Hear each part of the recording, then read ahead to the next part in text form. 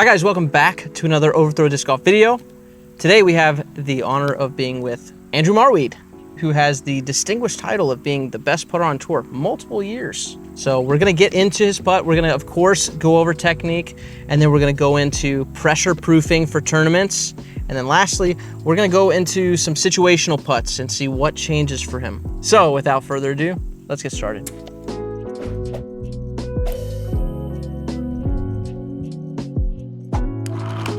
All right, technique. So what are the top things for your technique that you feel are super important in the success of your putt?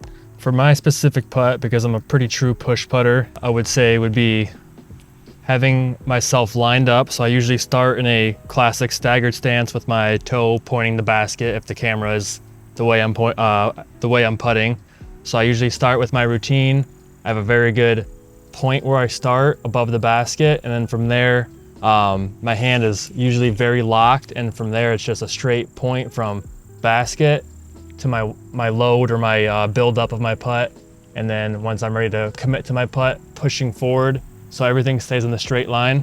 So I would say the aim point of my arm, the build up, using my lower legs for all my power, and then my follow through. So as long as I stay in that very simple plane, very simple, you know, straight back and straight forward, usually my putt's very consistent. And let's get into grip and kind of the interaction out of the hand. What's important there for you? Sure, yeah. So this is my grip. Show the camera here. I have my pointer finger underneath the rim. That's just where everything holds onto the bottom of my hand here. So a lot of people kind of tuck their fingers in like that, and that's usually more used for a spin putt. For my push putt, fingers there for balance and angle control, and then the last fingers that leave my disc are these ring finger and pointer finger, and that's what gets my like pop, you know, as the common term for push putters. So when I release, those fingers pop up like this. My hand stays extended, you know, up here though, and up to down putt, and it usually goes in for me. So for those who might see something different here, Andy being a very true push putter, finishing with the palm all the way up. Yeah, exactly. So when I have my release point, I'm always open like this, palm up, where a lot of spin putters kind of come, bend their elbow, come down to their like your lower hip and really snap or like extend open like you're shaking a hand, where mine's the opposite, in which I'm sure a lot of other people's are that way too. So no handshaking. No, if my hand's like this or downwards, that's just an uncommitted putt for me. So I usually know I'm missing low or not giving a full commitment putt. So hand high, hand open, that's usually when I know I have a committed putt. All right, let's get into some of these putts. So we'll just go to like circles edge here. What are you putting with? I use the Steady BL from DGA. This is the stone swirl plastic. So I like my putters nice and firm just for consistency, release, and then the swirl because it's pretty, obviously. So you've got the BL, which is the beadless. Yeah, beadless, and you got the beaded. So they're very straight putters, consistent finish, you know, not very overstable, relatively straight, but I like the finish for those deeper circle 2 putts and the straightness for my circle 1. So I've been using these last 4 years now. So the bead is comfort or utility? Yeah, I just use the beadless just for feel. It fits in my hand well. I know it's not going to stick to my finger and have a grip lock or anything like that. So nice smooth putter, hard feel, so that's what I use. Yeah, stiff, right? Yeah. I feel like a lot of push putters or even push putters on tour really like stiff plastic. Yeah, and that's just for the consistent release point. You know, it's not going to bend as much, it's not going to have as much wobble or anything like that. So as long as I can get the hand out as consistent as possible, just for consistency, you know, so whatever I can help to do that helps my putt going. So yep. Sweet. Well, let's get into pop then, since this is obviously super important. And would you just hold the finish? Yep. For me? Yeah. So super high. You said earlier, hand high, hand up. So you're just finishing in the same place that you're starting at. Yeah. So from like my routine, you know, I'll do a couple seconds of just getting ready and stuff like that. So when I start it, I have my aim point above the basket, kind of for my direction, just for routine purposes. So I start forward, I load back, get nice and low for my arm to keep nice and straight. And then once I shoot forward, hand over band is what I usually say, just for the commitment of having that full extension, hand over band is for the target. You know, I know I'm on the proper line, and I know I'm giving myself enough height to fully commit to the putt. So I'll do one more and hold the extension. Little high, but that's okay. It was right on target. Yeah. Yeah, I didn't always do that. I kind of started with just kind of holding it in front of me and then starting it. But I've noticed that once I start there, like you said, starts there and then finishes there. So it's just easy to have the same routine over and over again. Yeah. Can you show me one where you don't? Just what happens if you don't do it? Sure, I'll try. It's hard for me to get it up. If I don't fully go up, I'm gonna miss low every time. If I were to spin putt it, I could have a better chance at it. But for any push putt or elevator putts, you really need to have that follow through to give it the height in order for it to drop. So I think the cool thing about that too is that if the basket is higher, hand over band is relative to basket height, right? Exactly. So it's like naturally changing. Yeah, if I was your height adjustment 10, 15 above the basket, you know, putting downhill, I wouldn't want to have a huge release point because I'm going to just fly over the top of the basket every time. So that one might be more of a jab pointing downward. So it really is, the hand over band is still relevant. It's just how high the basket is where you're standing relative to the basket. So that's pop. You're really feeling that really popping up as opposed to like a spin putter that might roll this way. Now let's talk about the line. You've got this interesting thing. So your line goes here and goes between your legs. And you got this interesting thing here where your like knee actually comes out to make space to keep that integrity of your line. Yeah. Is that what the big point of that is? So whenever I start my putt, I'll have my right foot pointing towards the target, right at my mini. So I'm lined up this way. Everything's facing forward. I'm not, you know, a lot of people kind of have their shoulders to the basket if they're kind of like flinging it this way. I'm very upright front towards the basket. And then everything after that kind of follows in line with my arm. So everything's still towards the basket. And then, like you said, I had this thing where I kind of pop my knee open and almost like go on the side of my feet. And that's only for the purpose of getting my hand further down, like towards my butt, I guess. Yeah. Because the further back I go and the lower I go, the more I can generate power to go up. So if I start and I just kind of go to my belly, there's not much power there. So right. For a push putt, it's a lot harder for me to generate power the further back I go. So I need that extra leverage, that extra room to really get down here for my full extension. Mm-hmm. Yeah, push putt's a very long swing since they're not breaking their arms so much that you'll see them kind of find like a lot of room. A lot of guys will do straddle, get way under here. You might think KJ. Yep. Ricky also massively, I mean, I don't know how his stance. His is definitely wider than mine, but yeah. Like if you're putting downhill, it's good to have good wide stance, stuff like that. But still, I would still say I have a pretty wide stance. Just there's more room to like bounce forward and then really get back in my swing. And I'm almost like lean back to get that power to use my left leg to really explode and pop up. So I'm really standing upright and tall, chest out when I'm at my finishing of my putt. Yeah. So he's got straight line here, and his legs are like 2 shoulder widths apart. So you're really getting a lot of leg drive here. For sure, yeah, right? I got long legs, that probably helps. But you know, I do obviously do straddle putts as well, and that's what you're saying. A lot of push putters usually are better at straddle putts, I would say, or maybe it's their more preferred putt. It's not for me, but I still will do it. And it's just obviously there's so much space below my knees that's really easy for me just to come down super low, and then it's more of a springing up, where the staggered putt is more of a, you know, forward. Yeah, that's something that I really have seen people struggle with, is when they switch to a straddle, they don't realize that yet now you have to go up with your motion instead of forward. So usually if I'm putting straddle, it'll be, I'll know that, so I'll give it more height instead of more power, I guess, to counteract that. With the legs, my question is that you feel like the legs are driving this thing, right? And your arms like just kind of catches that swing, and then the only other active thing with your arm really feels like the pop? Yeah. Or no, that makes sense. About that. Yeah, I didn't really think about that, but it's definitely true. My lower body and legs go first and my arm follows. So I kind of treat my arm as like a tight rubber band, right? So my hand is very extended and locked for the most part. And once I get to, I'm all the way loaded. So this is where everything's gonna start going forward now. So hand straight, all the way loaded. And then I use my left leg and lower body to really start going forward toward the basket. and then my arm just kind of naturally goes with it and then pops up. So I'm not really doing like a huge motion with my arm. It's more of a lower body for the power, and my arm only has one way to go, and that's forward to the basket. Very smooth, soft. That way I can repeat consistency. Yeah, it feels very swingy, not punchy. Yes, exactly. So it's a lot easier for your arm just to, same motion every time, or it is to really get that power down with the punching motion, I guess. Okay, so that's cool. So you could, if you wanted to work from a push putt, you could start here and just drop this foot back and get super solid with it.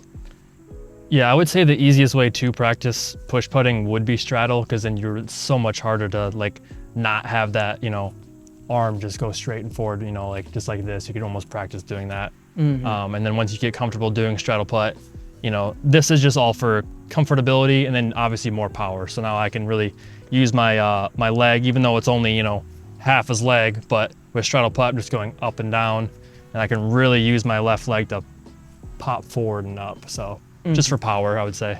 So I think one thing is if someone were to try to do a putt like that, it all sounds really easy, which it should, right? So it's just arm forward and back. But now once we get to the actual putt of it, is my bad putts are usually nose down and short, right? So you can have all this super simple motion, but if you don't get the nose angle right, like this, now it's coming like, and it's just shoot straight down. If I'm too nose up and too lofty, where I'm kind of going up like this, now it's obviously nose up, just like a driver would fade out. Your putter's gonna go super high and fade out. So you can have all the right mechanics, super smooth, but if you don't get that nose angle at the last second, you're not gonna have that consistent straight driving putt towards the basket. So is there a difference in timing of when you pop, where you pop? How are you changing that? So I think I don't overthink it, because I have, more reps than probably anybody type of thing. But the only things that I would think about is my pointer finger is to help the front of the disc of where I want it to release it. And after that, it's just, these middle and ring finger for my pop to really counteract the back of the flight plate. So once it releases, it's going forward. So pointer fingers for the front of the disc, the pop is for the back of the disc. My timing is relatively good, I would say. So it lines up pretty well to make sure the disc comes out flat. So my putt, it wobbles a lot. Sometimes I have a nice release where it doesn't wobble, but wobble is okay. Whoever said wobble is not okay, it doesn't. Watch own. Yeah, exactly. I think Nate Sexton said once too, like it kind of breaks up the wind pattern. Whether it's true or not, I believe it. So, if it's super tight and crisp, it can be affected by wind more, where if it wobbles, maybe it doesn't kind of cuts through differently weather. But the only thing about putting that matters is confidence, right? So if you're a terrible putter and you have a good putter, but the terrible putter's super confident and the good putter's not, I'm probably going to pick the worst putter who's more confident if I want, the better chances of making a putt. So whatever makes you the most confident, that is what I recommend. So right now, the end of the roadmap is you. You're the final boss of Pro Tour putting. So when you're on tour and you're as confident as possible, what does this final destination look like? What are you thinking about? How are you practicing? I wouldn't say my practice changes much, throughout the year or anything, but my practice routine is, a lot of it now is incorporated into my practice rounds, just because I'm limited on time. I don't get to go out and play these other courses, and I'm strictly, practicing on the Pro Tour, the courses that we're playing. It's very demanding, and etc. Right? So I'll take extra putters and putt on every hole. Maybe I'll putt for a half hour to an hour on an off day or something like that, but I don't have as strict and as intensive of a putting routine as I used to, because like you said, I'm at a point right now where obviously, yes, I can still improve, but my time is more valuable to try to improving other skills, as my putting is, probably my best skill, right? So practice days, you're just taking, how many putters do you put with in the bag? I have 4 putters that I'll use, yep. Okay, so you're gonna take 4 with you and just, I've seen this kind of a lot where pros will throw a hole and then they'll get around the basket and they'll kind of go, if their drive landed here, maybe they'll putt to try to make one here and then they'll walk somewhere else on the green. Yeah, because if I'm just in the same spot putting, that's just I can do that at home, and I can just have a stack of 10 and do all the same spots. But for a tournament, you know, my drive lands here, but what if it lands there? What if it lands there? So I'll take my 4, kind of do a little circle around the basket just to practice some trickier lies that I might see from a slightly different result of a drive on that hole. So it's mostly just situational, looking around the green. I have a good idea of what can possibly happen and how I would react to that adjustment. So what I probably would do is, you know, I'd throw 2 or 3 drives off the tee. Let's say my first one lands where I was trying to aim, which would be like right here. This is like the biggest landing zone, you know, so I would take my 2 main putters. I'm gonna treat it like I would a tournament, right? So I'm not gonna overdo it, but my normal routine would be a couple bobs just to stay loose, stay springy. And then kind of hand over band is what I usually do to get myself the height that I want. So a couple bobs, do this, and then boom, ready to go. Missed it, that's okay, it was high, gave it a chance, then do one more. There we go, that was pretty center. And then now I have 2 extra putters, and then this green is very, you know, open. This is the open landing zone where I want my drive to be. Now, what if I saw off my drive and go over here? What if I throw it too far? So I kind of like, for me, a practice round, throwing a drive as hard as I can isn't really fun for me. Putting is, you know, so I'll come over here, maybe try to find a good line to where this is a very probable spot of a bad drive, but I can still make this putt. Yeah. I feel the headwind. Let's give it a practice putt. That was pretty good. Also pretty good. So I made the harder putt twice, which is good. So now I'm even more confident. So off the tee, I know that no matter what, like I'm gonna give myself a putt. And now I know that I have a low ceiling headwind putt I can make, and then I probably grab my 4 putters, maybe go on that side and do the same thing. So it's nothing really that's consistent every time, but to me, practicing that low ceiling headwind putt was kind of fun, right? So however you can keep it interesting, but also getting very valuable course management putting repetitions. Yep. Yeah, it brings in a really important practice aspect for getting tournament ready, and that's randomness. Because I think a lot of people, they get in the stage where they're trying to groove a putt, which is great when you're in that kind of like grooving mechanic stage and you're just trying to feel rhythmically and get a consistent rhythm. But once you have that, you have to learn how to disrupt your rhythm and get in places that you haven't been before and let your body kind of adjust to making putts from weird spots. If you're putting in a open field course, right? So there's no obstacles, where I like prefer, not just because there's less wind in a wooded course, but I prefer putting in a wooded course because of the trees. You know, you can practice different angles, hyzering around a tree, popping it nice and high and hyzering. So where I feel like my advantage is I can adapt my putt very well, so it's not just the same no matter what. If there's a tree in my way, obviously my putt's not going to be the same, or I have to adjust and go around it or bend around it, to where you can give yourself, like you said, random putts. So wherever you want to go around the circle of the basket, find some random putts to where like this wouldn't be my normal putt, but something to work on. And I think also the trees help with depth perception, whether it's you're thinking about it or not. It's much easier to kind of like gauge your distance, trust your feel in a wooded type putting scenario than it would a random open field. So now, before we moved on to specific situations, is there anything that you do to simulate pressure, to put pressure on your putt before you reach a Pro Tour event? Do you even feel pressure when you're putting on a Pro Tour event nowadays? I would say I feel pressure. I don't know what kind of pressure. Maybe it's like, you know, I'm expected to make everything now. So the pressure of if I miss, now I'm letting everyone, including myself, down. So like that kind of pressure, sure. Pressure of, you know, competing for the win, sure. But relatively, I'm very confident. If I'm in the circle, I know I'm going to make it. Even if I don't always do it, I still know that I'm going to make it. So my confidence is always there. Nothing's really going to disrupt that. So, but that's always, you know, that's from my practice habits. That's from my tournament experience. You know, that's all there for me already. So for somebody trying to gain confidence, realistically, it only comes with practice. So the less you can think about your putt during that moment, the better chance you have. So think about it all you want during practice, analyze it, whatever, but once you get to that tournament mode, there shouldn't be anything going on in your head. And when you miss one, what goes through your mind? What do you tell yourself? Well, besides just like being frustrated, I'm sure that, you know, anyone would get frustrated after missing a putt. You just gotta ask yourself, why'd you miss it? Was it a lack of commitment? Did you read the wind wrong? Did the basket spit out? You know, like, was it something that you could change? Or was it a bad break? What was it? Once you figure it out, you don't have to only think about it for the rest of the round, but now you know, now you can move on, now you can make the next one. So you do make adjustments mid-round. Yeah. So like my putt angle differs a little bit in the wind. You know, if it's certain winds like left to right or something, I'll keep it more flat. If it's a right to left, you know, I kind of like to ride the wind more. It's just easier for my putting style. So I'll put a little bit of hyzer on it, so it's easier to ride the wind and swing it in. So just making those, you know, those reads and how to adjust it. You know, if I've already missed 2 putts that day, both short, I know that my commitment isn't quite there.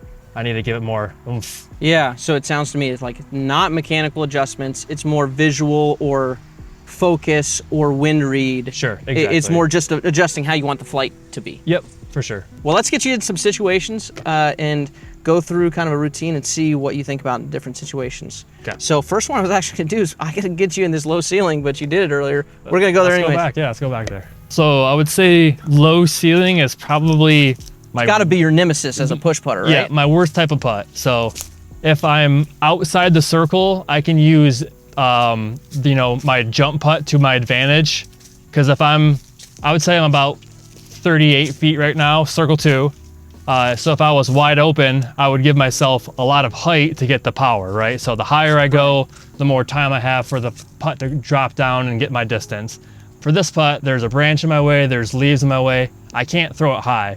Honestly, I can't even throw it up to the band from where I'm at now. So the way that I would adjust my putt for this scenario the only thing that I can do is adjust my nose angle. So instead of me putting flat like a normal putt and really popping it up and down, what I'm doing now is doing my same putt, which I have it's kind of funny, I'm so tall, but I have a low release point, right? So I would get super low and I'm releasing it right here almost probably, or relatively somewhere like right here, right? So releasing here and I'm following through.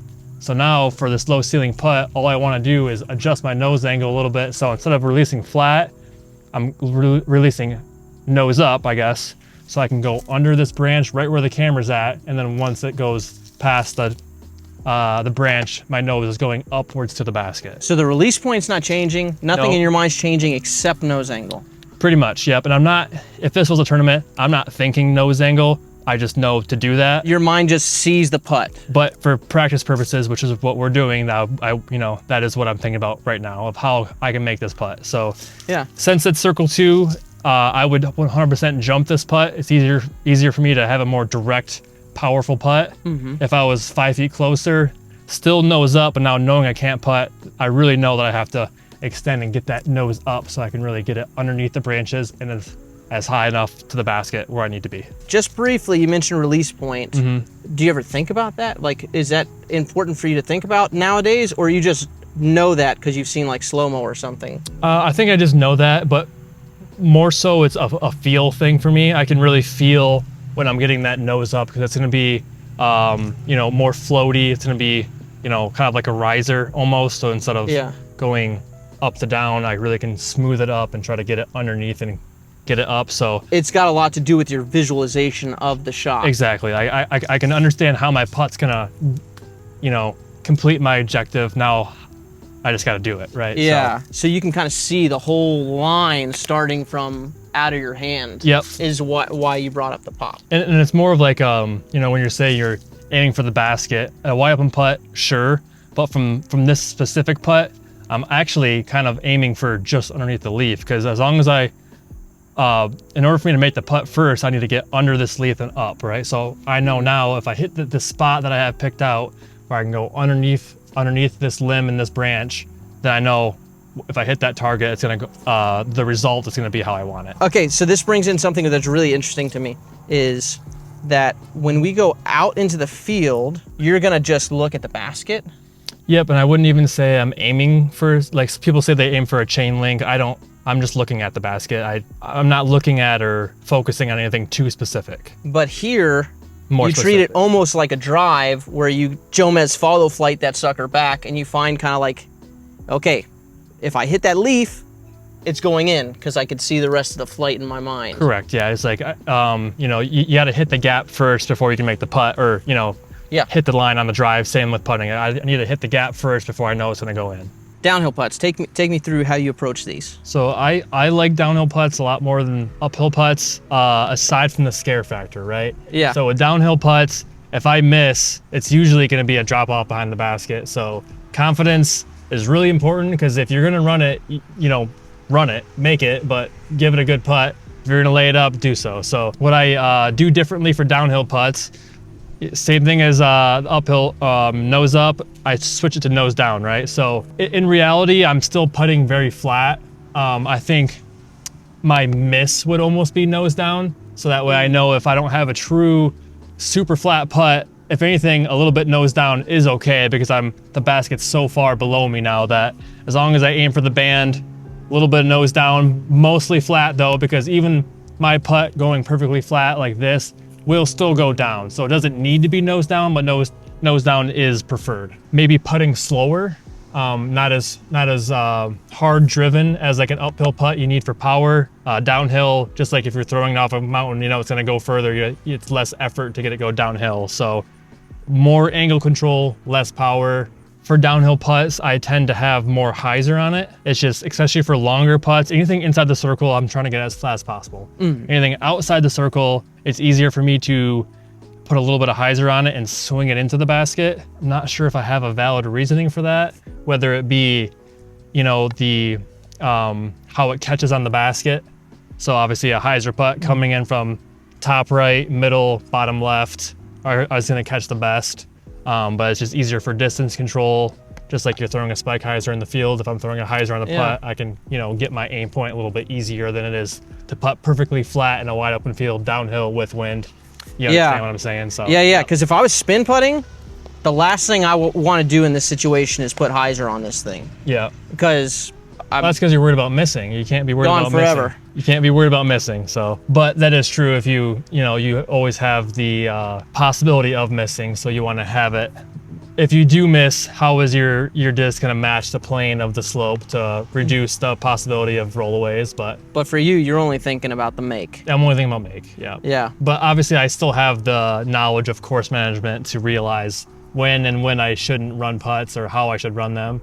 But overall, yes, I'm just trying to make it. Whatever gives me the best opportunity to make it, I'm gonna go with. Yeah, reminds me of a Bob Rotella quote where it's, great putters love one putting more than they hate three putting. For sure, yeah. So you're just thinking, how do I make this? How do I make it, exactly. Not about the miss. So I'm gonna do a couple practices, see if anything looks different or changes, but I don't think it will. It's mostly gonna just be probably pacing, and then if anything, my nose angle is gonna be down.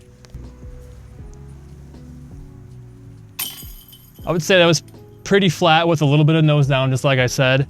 And now if I was a little bit further back, like 40, 45, that's when I would have a little bit more right to left movement. That one was just straight up, straight down the whole time. So you want to take it back further? Sure, let's do one more. 50 feet, like I'm probably only gonna make this at best 1 out of 3 times, whether my brain likes that stat or not. So there's not a very good probability it goes in, but I have a very high chance of getting very close. So I'm gonna give it the best chance possible. Looks pretty good. That was pretty close. So that one, it didn't hyzer as much as I said it would, but it was on a more hyzer angle. It probably moved a foot or two right to left, but it had the nice drop, slightly nose down, everything like I said, and I'm very happy with that run, even though it didn't go in. He actually shortens up his base a little bit here for the downhill putts, because you don't need as much drive. Right, yeah, right? The hill is gonna, really increase your momentum forward, so I don't really have to do as much springing as I do just following through, and the hill is gonna make me want to fall forward. So yeah, and that's part of that kind of floaty feel you were talking about. Probably you're just not driving it as hard. You don't have to. Yeah, just use the hill and the slope to your advantage for your pace. Other than that, you just worry about height, nose angle, all the good stuff. Sweet. All right, take me through. Sure. The uphill. So uphill putts require a lot more commitment. So the hand over the band is still relevant to where if I was putting on a level basket, my hand would be here. Now I'm putting uphill and below the cage. So I just have to extend a little bit more. That way I get my follow through better. So everything's the same, still using all the same mechanics, push through, whatnot. Lower body is super crucial for uphill putts. So I can really come down low, and then as long as I'm still finishing super high, it's gonna be a foot or two higher than I normally would, but that really helps my commitment and follow through. So the biggest thing that especially amateurs struggle with is the follow through. almost every time someone's asked me about analyzing their putt, they'll stop right here and just kind of quit. Yeah, I mean, this feels super high to be like where you're lining up. It just feels so high in the air to get your hand. So I'll do a couple demonstrations, I guess. It shouldn't look too different, but maybe the one thing that you'll notice is I'm really making sure that I'm getting my power and then reaching up super high to the sky. So, oh, a little high, that's okay. We're a little closer than I thought.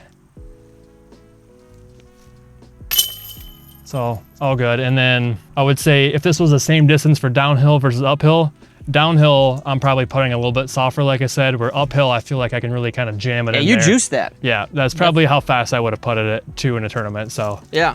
Because if I'm trying to super loft it at a slower putt, the cage is gonna shrink the more up and down motion it is. So if I'm going up really fast, there's a lot bigger target to hit instead of trying to put it super soft and having it float down. I see. Because you got to like go up and over the window if you're dropping in. Yeah. So you're just beaming it. Power through it. Yeah. And even if I were to airball that putt for how fast I threw it, that would have still been in the circle even if I airballed that. So even though that it was faster than I typically would putt, it being uphill, limits the risk of what you can do. So yeah, then you have that juicy downhill comebacker. for sure. Ladies and gentlemen, that was a proper masterclass from Marwede on putting here. I hope you enjoyed it. Where can they support you best? Honestly, just by keeping up with the tour, follow me on socials. The season's getting close to an end, so there's not too much new and exciting, but there's probably still a steady BL available nearby you. So if you want to use the putters that I use, this one's got my bottom stamp on it, so that's pretty cool. So It all helps. it all helps. Thanks for tuning in, guys. Thanks for being here, Andy. For sure. Appreciate you having me. All the best for your practicing. Peace out.